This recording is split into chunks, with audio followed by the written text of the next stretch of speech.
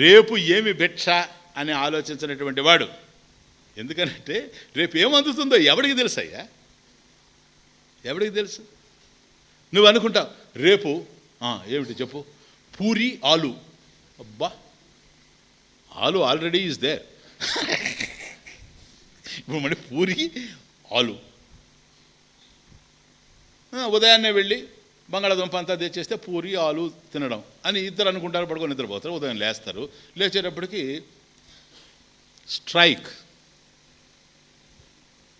బయటికి రావడానికి లేదు, కర్ఫ్యూ, అసలు పోలేడు.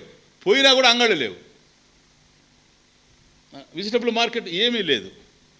ఇప్పుడేంటి, పూరి ఆలు, పూరి జగన్నాథం, ఆలో రామచంద్ర, ఇంకేం లేదు. ఇంకేంటి సార్ ఉండేది?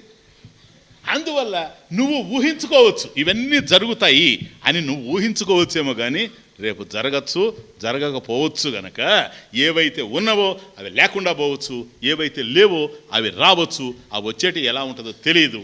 కాబట్టి లేనిది ఆశించిన రాదు, లేనిది ఆశించిన రాదు. వచ్చేదాన్ని ఆపినాగదు. ఇది అర్థం చేసుకునేటువంటి వాడు ఈ ప్రపంచంలో ఉండే నియతిని సంపూర్ణంగా అర్థం చేసుకునేవాడు కాడు.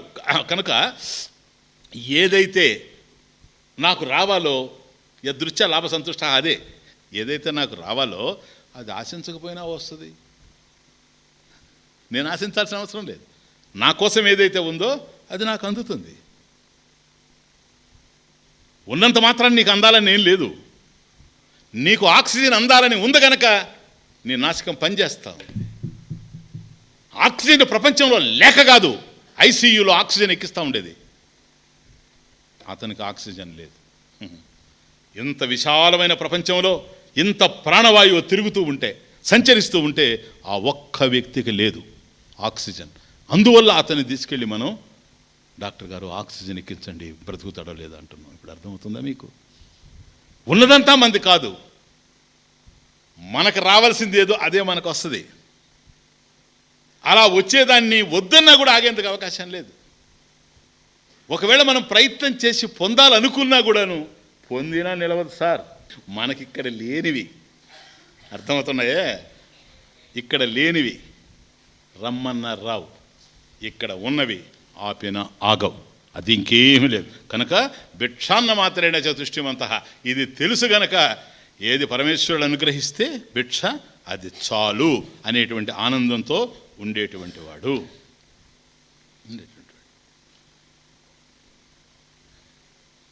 మహర్షి అంటే ముఖ్యంగా నేను ఈ కౌపీన పంచకం అంతా ఎందుకు మహర్షి బొమ్మ ఇక్కడ వేశామంటే, నన్ను కేవలం కౌపీనవంత అన్నామని, ఆయన కౌపీనం ఉండదని కాదు దాన్ని అర్థం. ఇప్పుడు మీకు అర్థమైపోయింది కదా. ఈ శ్లోకాలన్నిటికీ మహర్షి జీవితంలో నుంచి మీకు కొన్ని చెప్పాలని నేను అభిప్రాయపడుతున్నాను. నాకు వస్తూ ఉంది ఇప్పుడు ఒకటి. ఏంటో తెలుసా? చాలా ఉన్నాయి నా దగ్గర. అంటే ఈ 5 శ్లోకాలకు సరిపో. ఆయన జీవితాన్ని గురించి, ఆయన జీవితంలో ఉండే సంఘటనలు కనీసం 15-20 రోజులు చెప్పమన్నా కూడా నేను మీకు చెప్పగలను. కానీ వాటికి ఎక్కడెక్కడైతే సూటబుల్గా ఉంటాయో అవి మీకు తెలియజేస్తుంటే, మహాత్ముని యొక్క జీవన శోభ, జీవన జ్యోతి ఇది. భగవాన్ ఉండేటువంటి రోజుల్లో సోమసుందర స్వామి అని ఒక అతను ఉండేవాడు మహర్షి దగ్గర. అతను ఒకరోజు ఎవరినో అక్కడ పట్టుకొని ఉన్నాడు ఆశ్రమంలో. చొక్కా పట్టుకొని ఈ సోమసుందర స్వామి నిలబెట్టున్నాడు. నువ్వు రారా అంటున్నారు, వాడు రావడం లేదు. వాడిని ఈడ్చుకొని వస్తున్నారు మహర్షి దగ్గరికి. ఆవిడ చిన్న కుటీరంలో ఉండేవాడు. అప్పుడు చూచి అన్నాడు, ఎందుకు అతన్ని తీసుకొస్తున్నారు? ఎవరు అతను? ఎందుకు నాయన లాగొద్దు అట్లా, ఎవరిని? ఈ సోమసుందర స్వామిని. ఎందుకు అట్లా తీసుకొస్తున్నారు అతన్ని? లేదు స్వామి, ఇతను మన మామిడి చెట్లో మామిడి పండ్లన్నీ కోసి తీసుకుపోతున్నాడు, ఇతను పట్టుకొని వచ్చామని దొంగతనం చేస్తున్నాడు. ఆశ్రమంలో ఉండే మామిడి చెట్లో మామిడి పండ్లు కోసాడు, అతను తీసుకుపోతున్నాడు, అందుకని పట్టుకొని వచ్చాము అని. మహర్షి అన్నాడు, అట్లా చూచి ఇదేంటిదని ఆయనకు అనిపించి ఉండదు, ఈ మామిడి పండ్లు లేకుండా ఉంటేనే బాగుండదు. వదిలేయండి ఆయన, వదిలేయండి, ఎవరొకరు తినాలిగా, తింటాడులే, పోనీలే, వదిలేయండి, వదిలిపెట్టేయండి, పోవయ్యా అని అన్నాడు. అతను వెళ్ళిపోయాడు. వీళ్ళకి అనిపించింది, మహర్షి అసలు చూడకుంటే బాగుండేది, మనం అతని చెట్టు కట్టేసి ఉంటే. వీళ్ళ లాజిక్ వేరు కదా, రేపు మళ్ళీ వస్తాడేమో వాడు, ఇది బ్రహ్మాండంగా ఉంది, వాడు పట్టుకున్నా సరే ఆయన దగ్గర తీసుకుపోతే వదిలేయమంటాడు. అని వాడు రోజు వస్తాడేమో అని వీళ్ళు ఆలోచిస్తున్నారు. మహర్షికి ఏంటంటే వదిలేసేయండి వాడిని అన్నాడు, వెళ్ళిపోయాడు. రెండవ రోజు ఈరోజు ఇది జరుగుతుంది, రేపు ఎవరో ఒక పెద్ద బుట్ట మామిడి పండ్లు పంపిస్తారు ఆశ్రమానికి. ఆ బుట్ట ఏంటో తెలీదు, ప్యాక్ చేసి ఉండరు, ఏం పండ్లు ఉన్నాయో ఏమో తెలియదు విషయం. తీరా దాన్ని విప్పి చూచారు. విప్పి చూస్తే అదే మామిడి పండ్లు. ఏ మామిడి పండ్లు అయితే పోయినాయో అట్లాంటి మామిడి పండ్లే ఇప్పుడు బంగినపల్లి పోయింది అనుకుంటే బంగినపల్లె ఉన్నాయి. కానీ విచిత్రం ఏంటంటే ఎవరు పంపించారో తెలీదు, దాని మీద ఒక 3 పండ్ల మీద మాత్రం భగవాన్ రమణ అని ఒక లేబుల్ ఒకటి అతికించి ఉన్నారు.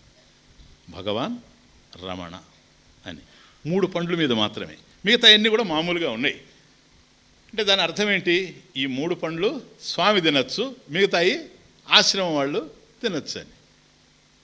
రమణ మహర్షి చెబుతారు, పిలిచి చూడండి, నిన్న మీరు జగడం ఆడారు, అతనితో చొక్కా పట్టుకొని ఈడ్చుకొని వచ్చారే, వీటి కోసమే కదా అంత జగడం ఆడింది మీరు. ఇదిగో తినండి. కానీ ఒక్క మాట, మనం తినాల్సిన పండ్లు ఉంటాయి, అవి మన దగ్గరున్నా మనవి కావు, సరేనా? మనం ఏవైతే తినాల్సి ఉన్నాయో అవి మన దగ్గర లేకపోయినా మనకు వస్తాయి, పైగా పేరు రాసి మరీ వస్తాయి, చూసారా అంటాడు. చూసారా, రమణ, భగవాన్ రమణ పేరు రాసి మరీ వచ్చాయి. ఎందుకంటే ఇవి మనం తినాల్సింది, అయ్యి అతను తినాల్సినవి. ఎవరికి ఏది ప్రాప్తం అది ప్రాప్తం నాయన. ఎందుకంటే ప్రతి ఒక్క విషయంలో కూడాను ఈ సృష్టి వెనక నియతి ఎట్లా ఉంది, నియంత యొక్క దృష్టి ఎట్లా ఉంటుంది, ఎప్పుడు నిరంతరం అదే దర్శిస్తూ ఉండేవాడు. కారణం వేదాంత వాక్యేషు సదా రమంత. కాబట్టి ఈ జ్ఞానం పరిపూర్ణంగా ఉండడం చేత ఇట్లా ఉండేవాడు. అంటే ఇది ఎందుకు నేను చెప్తున్నా అంటే తర్వాత దానికి కూడా కనెక్షన్ ప్లీజ్. వేదాంత వాక్యేషు సదా రమంత భిక్షాన్న మాత్రేణ చ తుష్టిమంత. ప్లీజ్, భిక్ష అన్నప్పుడు ఏమిటో తెలుసా? భిక్షగాడికి కూడా పడేంత వరకు తెలియదు ఏం పడుతుందో, అది ఇంపార్టెంట్. ఇప్పుడు అమ్మా మాతాభిక్షాందేహే అని పోతాడు కదా, ఆమె ఏం వేస్తుందో వీడికి తెలియదు, వాడి జోల్లో పడేంత వరకు వాడికి అర్థం కాదు, అది భిక్ష. కాబట్టి మనకు కూడాను ఏదైతే లభ్యం కావాలని ఉందో జీవితంలో అది తప్పక లభ్యమై తీరుతుంది, దాన్ని ఎవరు ఆపలేరు. అది వచ్చినప్పుడు అర్థమవుతుంది. అంతవరకు మన ఊహలే కదులుతూ ఉంటాయి. మన ఊహలు కనుక ఆ నీతికి సంబంధించి కనుక ఉంటే, అనుకూలంగా ఉంటే నెరవేరే అనుకుంటాము, లేనప్పుడు ప్రతికూలంగా వచ్చినప్పుడు నెరవేరలేదని దుఃఖపడతాం. కానీ ఈ దుఃఖానికి ఆ సంతోషానికి అర్థమే లేదు. ఏవి నీకు రావాలో యదృచ్ఛా లాభ సంతుష్ట అప్రార్థిత ఉపనత లాభ తేన సంతుష్ట. కాబట్టి ఏది కోరకుండా మనకి ఏది లభ్యమవుతా ఉందో అది పరమేశ్వరుడు మనకు ప్రసాదించింది. యదా లాభం అశ్నీయాత్, శాస్త్రం యదా లాభం అశ్నీయాత్. ఏదైతే మనకు లభిస్తుందో దాంతో భోంచేసి తృప్తిగా ఉండడం. ఎందుకో తెలుసా? నాకు ఈ రుచి కావాలి, నాకు అది కావాలి అని ఉండదు. రుచి నాలుకకు సంబంధించిన విషయం.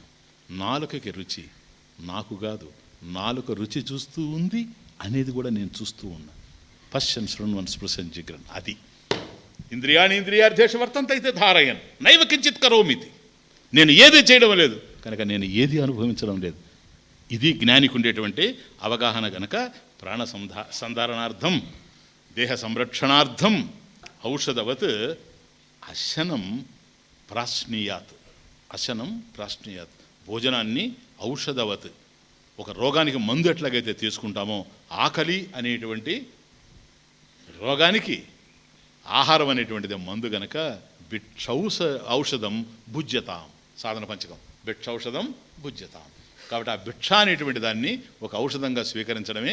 ఏది లభ్యమైతే అది లభ్యం అవడం. ప్లీజ్, వేదాంత వాక్యేషు సదా రమంత భిక్షాన్న మాత్రేణ చ తుష్టిమంత అశోకవంత. శోకం లేనటువంటి వాడు. నెక్స్ట్ అశోకవంత. ఈ మొదటి శ్లోకంలో 4 లక్షణాలు. వేదాంత వాక్యేషు సదా రమంత నంబర్ 1, భిక్షాన్న మాత్రేణ చ తుష్టిమంత 2, అశోకవంత, శోకం లేనిటువంటి వాడు. ఎందుకు శోకం లేదు? కనెక్షన్ అదే, కామం లేదు. అకామహతశ్చేత్ బ్రహ్మానంద. ఎక్కడది? ఎక్కడొచ్చింది? అకామహతశ్చేత్, తైత్రయం మర్చిపోయారా? తైత్రయం. అకామహతశ్చేత్ కామై నా హతశ్చేత్, కామై నా హతశ్చేత్, కోరికల వల్ల భగ్నమైనటువంటి వాడు కాదు, కోరికలను జయించినటువంటి వాడు. మహర్షి అదే చెప్తాడు.